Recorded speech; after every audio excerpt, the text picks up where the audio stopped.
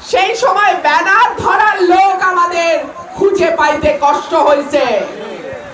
এখন বাংলায় একটা কথা আছে, সুসময় বাহবা বন্ধু কত হয়, দুঃসময় হায় হায় কেউ কারো নয়। যখন দুঃসময় ছিল আমি সংসদে শেখ হাসিনার মুখামুখি দাঁড়িয়ে শেখ হাসিনার বিরুদ্ধে আওয়াজ তুলে ৩৫০ জন এমপির সামনে কথা বলেছি। যখন দুঃসময় ছিল তখন আন্তর্জাতিক মহলে বিএনপির নেতা কর্মীদের দুঃসময়ের কথা আমি তুলে ধরেছি। যখন দুঃসময় ছিল তখন আমি টেলিভিশনে, মিডিয়াতে, পত্রিকায় নিয়মিত টকশোতে গিয়ে বিএনপির পতাকা তুলে ধরেছি। আমি এমন অনেকের কথা জানি যারা বলেছে চুপ চুপ, হাসিনার বিরুদ্ধে বক্তব্য দেওয়ার দরকার নাই। সত্য কি সত্য না?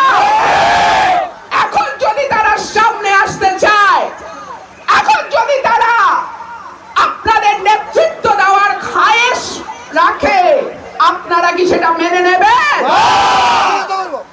আমি বিনীতভাবে বলি, দুঃসময়ের পরে সুসময় আসে, সুসময়ের পরে কিন্তু আবারও খারাপ সময় আসে।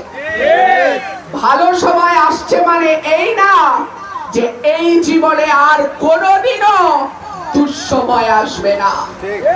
সুতরাং দুঃসময় আপনার পাশে যে নেতা ছিল, দুঃসময় আপনার পাশে যে কর্মী ছিল, তাদেরকে ভুলে যাবেন না।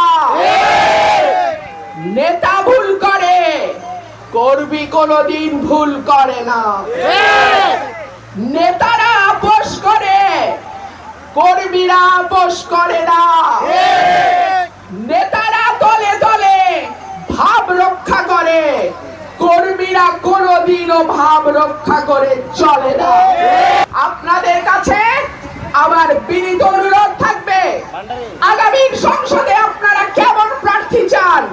আপনারা কি শিক্ষিত, সৎ, মার্জিত, দেশপ্রেমিক, যে বিপদে আপনার পাশে ছিল তেমন প্রার্থী চান? নাকি বালু ব্যবসায়ী, ভূমি দখলকারী, মামলা বাণিজ্য করা, টেন্ডারবাজি করা, নোংরা, মিথ্যাবাদী এবং পাগল চান?